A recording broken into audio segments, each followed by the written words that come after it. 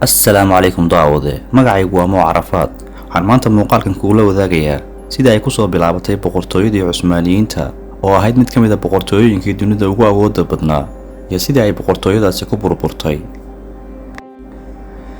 inta aynaan gudagelin muuqaalkeena maanta oo koobnaan doona haddii ay tahay markii ugu horeysay aad channelkayga soo booqato waxaan kaa codsan inaad subscribe saarto gambalaalkana furato aynu u gudubno muuqaalkeena maanta.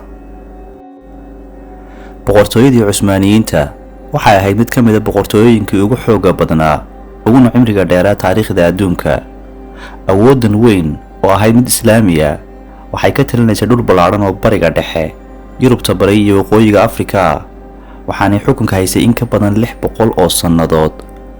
hogaamiyaha ugu sarreeya oo loo yaqaanay suldaan waxa uu haystay awood diineed iyo mid siyaasiyadeed oo buuxda oo uu ku maamulo dadkiisa, iyadoo reer galbeedka ama reer Yurub guud ahaan ay u arkayeen khatar iyaga ku soo fool leh.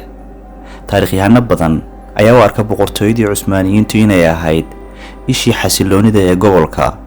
waxa kale oo ay ku ammaaneen guulo muhiim ah oo laga gaaray dhinaca fanka, sayniska, diinta iyo dhaqanka waqtigii Cusmaaniyiintu talada hayeen. halkee ayay ku abtirsataa boqortooyadii Cusmaaniyiintu? nin lagu magacaabo Cismaan oo ahaa hogaamiyihii qabaa'ilka Turkiga ee Antalya ayaa asaasay boqortooyadii Cusmaaniyiinta qiyaastii 1299 markii ay taariikhdu ahayd. ereyga Cusmaaniyiinta oo afka Ingiriisigana la mid ah Ottoman waxa uu ka soo jeedaa magaca Cismaan oo ah magaca af Carabi ah waana magaca hogaamiyihii asaasay boqortooyadan. Turkidii Cusmaaniyiintu waxay dhisteen dowlad rasmi ah waxayna sameeyeen dhul ballaarsi waqtiyadii ay xukunka hayeen ama ay hogaaminayeen Cusmaankii koowaad, Orhan, Muraadkii koowaad iyo Bayezidkii koowaad. sanadkii 1453 waqtigaasi oo suldaanka Cusmaaniyiinta ahaa Maxamedkii labaad ayaa waxa uu ku hogaamiyay Turkidii Cusmaaniyiintu inay qabsadaan magaaladii qadiimiga ahayd ee Constantinople oo waqtigan loo yaqaano Istanbul. waqtigaasina ahayd caasimadii boqortooyada Byzantine. qabsashadan Suldaan Maxamed waxay soo afjartay 1000 sano ee xukunka boqortooyada Byzantine uu ka talinayay magaaladaasi. Suldaan Maxamed ayaa markaasi magaca ka bedelay magaalada waxaana uu bixiyay magaca Istanbul wuxuuna ka dhigay caasimadda cusub ee boqortooyadii Cusmaaniyiinta. markaasina Istanbul waxay noqotay xarunta ganacsiga iyo dhaqanka hogaaminaysa caalamka. Maxamedkii hogaaminayay boqortooyada Cusmaaniyiintu wuxuu dhintay 1481. wiilkiisii ugu weynaa oo Bayezid II ama Bayezidkii labaad ahaa ayaa markaasi noqday suldaanka cusub ee boqortooyada Cusmaaniyiinta. sidee ayay ku soo baxday awooddii Cusmaaniyiintu? sanadkii 1517 boqortooyadii Cusmaaniyiintu waxay qabsadeen ama xukunkooda hoos keeneen wadamadii Suuriya, Falastiin iyo Masar. intii u dhaxaysay sanadihii 1520 ilaa 1566 boqortooyada Cusmaaniyiintu waxay gaadhay meeshii ugu sarreysay. xilligaasi oo uu xukunka hayay Suleymaankii weynaa waxay yeeshay boqortooyadu awood weyn, xasilooni iyo hanti. Saleebaan oo ahaa suldaanka waqtigan hogaaminaya boqortooyada waxa uu abuuray nidaam sharci oo dadkii markaasi boqortooyada ku hoos noolaa isku mid ka dhigaya. waxaanu soo dhaweeyay noocyada kala duwan ee fanka iyo suugaanta. muslimiin badan ayaa u haystay Suleymaan hogaamiye diimeed iyo sidoo kale hogaamiye siyaasadeed. intii uu xukunka hayay suldaankan Saleebaan boqortooyadu way ballaaratay waxayna gaadhay meelo ka mid ah bariga qaaradda Yurub. wadamadii ay ka koobnayd boqortooyadani kuwee ayay ahaayeen?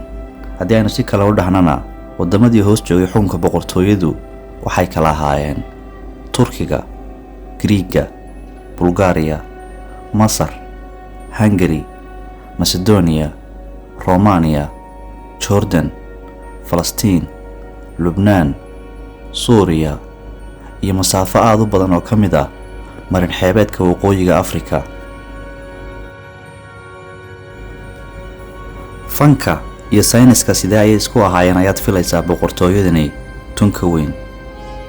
Cusmaaniyiintu waxay caan ku ahaayeen guulaha ay ka gaadheen dhinaca fanka, sayniska iyo caafimaadka. Istanbul iyo magaalooyinkii kale ee waaweynaa ee boqortooyadani ka talin jirtay ayaa loo aqoonsaday inay yihiin xarumo faneed, gaar ahaan xilligii Suleymaankii weynaa oo xukunka hayay. qaar ka mid ah noocyada ugu caansan ee farshaxankii boqortooyadani waxaa ka mid ah sawir gacmeedka, rinjiyeynta, gabayada, samaynta dharka iyo rogaga, qalabka dhoobada ka samaysan iyo muusikada. Dhismaha Cusmaaniyiinta ayaa sidoo kale gacan ka geystay dhinaca dhaqanka. Intii lagu jiray muddadii boqortooyada waxaa la dhisay masaajidyo iyo dhismayaal dadweyne. boqortooyadu sidoo kale sayniska waxay u arkaysay inuu yahay qayb waxbarasho oo muhiim ah. Cusmaaniyiintu waxay barteen oo meel sare ka gaadheen adeegsiga xisaabta sare, xidigiska, falsafadda, fiisigiska, juqraafiga iyo kimistriga. intaa waxaa dheer, qaar ka mid ah horumarka ugu weyn ee caafimaadka waxaa sameeyay Cusmaaniyiinta, waxayna ikhtiraaceen ama soo saareen qaar ka mid ah qalabka qalliinka oo ilaa maanta la isticmaalo. waqtigii Sultaan Selim uu hogaaminayay boqortooyada Cusmaaniyiinta, siyaasad cusub ayaa soo baxday, taasi oo khuseysay habka xukunka la isaga dhaxlo ama la isaga dhaxlayo. siyaasaddan ayaa ahayd dilka walaalaha. marka suldaan cusub loo caleemo saaro boqortooyada, walaalihii waa la xidhi jiray. markii uu dhasho wiilka ugu horeeya ee suldaanka xukunka haya, ayaa waxaa la dili jiray suldaanka walaalihiis iyo wiilashoodii. nidaamkani ayaa xaqiijinayay in dhaxal suguhu uu noqdo wiilka curad ee suldaanka, sidaasina uu ku qabsan doono talada carshiga boqortooyada. laakiin suldaan kastaa muu raacin dhaqankan qallafsan. muddo kadib dhaqanku wuu isbedelay. sannadihii dambe, suldaanka walaalihii xabsiga ayaa la gelin jiray oo keliya. dilkii walaalihii iyo carruurtiisa loo geysan jiray suldaankana waa ay joogsatay. isugeyn 36 suldaan ayaa soo xukumay boqortooyadii Cusmaaniyiinta intii u dhaxaysay sannadihii 1299 ilaa iyo 1922. sannado badan oo ka mid ah, suldaankii aasaasay boqortooyada ee Cusmaan wuxuu ku noolaan jiray dhismaha qasriga Topkapi ee Istanbul. dhismaha qasriga ayaa ka koobnaa daraasiin beero ah, barxado iyo dhismayaal la degan yahay iyo kuwa maamul. boqortooyadii Cusmaaniyiinta iyo diimaha kale, culummada badankooda waxay isku raaceen in taliyayaashii Turkiga ee Cusmaaniyiintu ay dulqaad u lahaayeen diimaha kale. dadka aan muslimka ahayn ee ku noolaa dhulka boqortooyadani ka taliso waxaa loo sameeyey nidaam ama qaab dhismeed bulsho oo kooxaha laga tirada badan yahay siiyey awood xadidan oo ay ku xakameeyaan arrimahooda, iyaga oo weli ku hoos jira xukunkii Cusmaaniyiinta.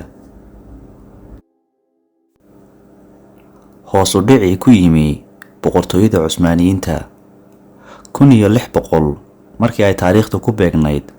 boqortooyadan xoogga badan ee dunida inta badan amarkeedu ka shaqeeyo waxay bilowday in dhaqaalaheedu hoos u dhaco. sidoo kale waxaa hoos u dhac ku yimi awooddeedii military ee ay qaaradda Yurub ku muquuninaysay. waqtigan adag ee boqortooyada Cusmaaniyiinta hoos u dhac ku yimi, dhinaca kale wadamadii Yurub ayaa dhaqaale ahaan iyo ciidan ahaanba awooddooda kor u soo kacday. waxyaalaha lagu tilmaamay inay boqortooyadan hoos u dhaca ku sababtay waxaa ka mid ahaa hoggaan xumo soo wajahday sannadihii dambe xukunka Cusmaaniyiinta. sidoo kale, tartankii dhanka ganacsiga ee boqortooyadani kula jirtay Mareykanka iyo Hindiya ayaa lagu tilmaamay inay qayb ka ahaayeen in boqortooyada awooddeedii ay hoos u dhacdo. markii ay taariikhdu ahayd 1683, boqortooyada Cusmaaniyiinta waxaa laga adkaaday dagaal ka dhacay magaalada Vienna oo caasimadda Austria ah.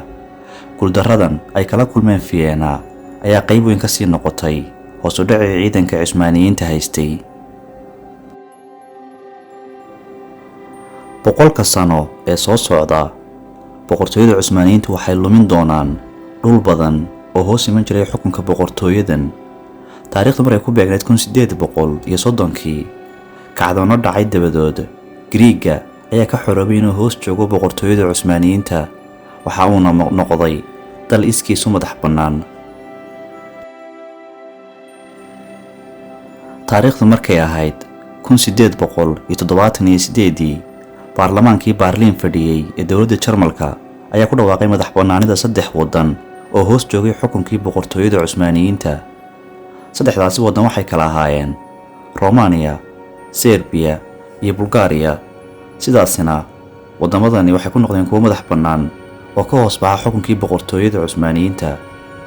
waqtigii uu socday dagaalkii Balkan Warska la odhan jiray oo dhacay sanadihii 1912 ilaa iyo 1913, boqortooyada Cusmaaniyiinta ayaa laga qabsaday inta badan dhulkii ay ka talin jireen ee qaaradda Yurub.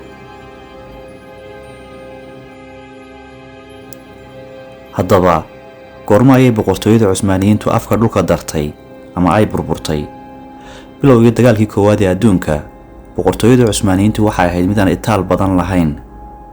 taariikhdu markay ahayd 1914, ciidankii Cusmaaniyiinta ayaa dagaalka ku biiray, waxaana dagaalka ka soo galeen dhinacii la isku odhan jiray The Central Powers, waxayna la safteen Jarmalka iyo boqortooyadii Austria-Hungary. taariikhdu markay ahayd 1918 oo ahaa waqtigii uu dhammaaday dagaalkii koowaad ee adduunku, waxaa lagaga adkaaday garabkii ay ku biirtay boqortooyada Cusmaaniyiintu. kadib guuldaradii ka soo gaadhay dagaalkii koowaad ee adduunka, badi dhulkii ay ka talinaysay boqortooyada Cusmaaniyiintu waxaa kala qabsaday ama kala qaybsaday waddamadii Ingiriiska, Faransiiska, Giriigga iyo Ruushka. taariikhdu markii ahayd 1922 ayaa si rasmi ah waxaa u soo afgo'ay jiritaankii boqortooyada Cusmaaniyiinta, waxaana meesha ka baxay xukunkii suldaanku xukumayay ama hogaaminayay. bishii tobnaad 29keedii sanadkii 1923 waxaa lagu dhawaaqay jamhuuriyadda cusub ee Turkiga. Mustafa Kemal Atatürk oo markaasi sarkaal ciidan ahaa ayaa yeegleelay jamhuuriyadda madaxa bannaan ee Turkiga, wuxuuna sidaasi ku noqday madaxweynihii ugu horreeyay ee jamhuuriyadda Turkiga sanadkii 1923, waxaana xilkaasi hayay ilaa intii uu ka geeriyoonayay sanadkii 1938. intii uu xilka hayay madaxweynaha jamhuuriyadda Turkiga asaasay, waxa uu wax ka bedel ku sameeyay qaabkii waddanka, waxaana dalku sidaasi ku noqday mid qaab reer galbeed leh. boqortooyadii Cusmaaniyiinta waxyaabihii ugu waaweynaa ee lagu eedeeyay intii ay talada hayeen waxaa ugu weynaa xasuuqii dadka Armeniya u dhashay. taariikhdu markay ahayd 1915, hogaamiyayaashii Turkiga ahaa ayaa go'aamiyay dadka Armeniya ka soo jeeda ee ku nool gudaha boqortooyada Cusmaaniyiinta in la laayo. badi taariikhyahanadu waxay isku raaceen in dad tiradoodu ilaa 1 milyan iyo badh ay gaadhayso oo Armeniya u dhashay la xasuuqay waqtigaasi. sanado badan ayay dowladda Turkiga iska fogeynaysay eedeyntan, kuna tilmaamaysay arrin aan xaqiiqo ahayn. waxaa sidoo kale gudaha waddanka Turkiga mamnuuc ka ah in laga hadlo xasuuqii Armeniya dadka ka soo jeeday. in ka badan 600 oo sannadood ay boqortooyada Cusmaaniyiintu soo talinaysay, waxyaabaha lagu xasuusto waxaa ka mid ah awooddoodii militari ee aadka u sarreysay, kala sinjiduwanaanshaha shucuubtii hoos joogtay boqortooyada, masraxyadii fanka, xorriyaddii diimaha iyo dhismayaal yaab ku soo kordhiyay dunida. saamaynta boqortooyadan aan cadceedu ka dhici jirin ayaa ah mid weli laga dareemayo gudaha jamhuuriyadda Turkiga. in badan oo ka mid ah khubarada taariikhda falanqeeya waxay aaminsan yihiin jamhuuriyadda Turkigu inay tahay nidaam hore loogu sii wadayo boqortooyadii Cusmaaniyiinta. ka hor intaynan muuqaalkan oo kale ku kulmin, haddii ay tahay markii ugu horreysay aad soo booqato channelkan, waxaan kaa codsanayaa inaad subscribe saarto, gambalaalkana furato haddii asxaabteena ka mid tahayna muuqaalka like saar wixii faallahana qaybta commentiga nagula wadaag mahadsanid.